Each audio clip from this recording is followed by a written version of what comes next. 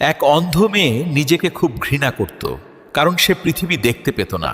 শুধু তার প্রেমিক ছাড়া সে কাউকেই ভালোবাসত না। সে সবসময় বলতো, আমি যদি কোনোদিন এই সুন্দর পৃথিবীটা দেখতে পেতাম, তবে আমি সাথে সাথেই তোমাকে বিয়ে করে নিতাম।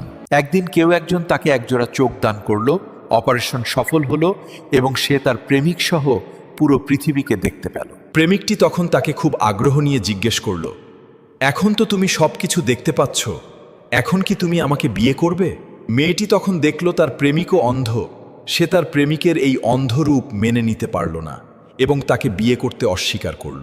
প্রেমিকটি তখন চোখের জল মুছতে মুছতে চলে গেল এবং কিছুদিন পর মেয়েটিকে একটি চিঠি লিখে চিরতরে হারিয়ে গেল। চিঠিতে লেখা ছিল, প্রিয়তমা, তুমি সুখে থেকো, শুধু আমার চোখ দুটির যত্ন নিও, কারণ ওগুলো আসলে আমারই ছিল। মানুষ যখন উপরে ওঠে বা নতুন কিছু পায়, তখন সে তার অতীতের বা বিপদের দিনের সঙ্গীদের খুব সহজেই ভুলে যায়। কাউকে ভালোবাসলে তার সবটুকু দিয়েই তাকে মেনে নিতে হয়। স্বার্থপরতা দিয়ে কখনো সত্যকারের ভালোবাসা পাওয়া যায় না।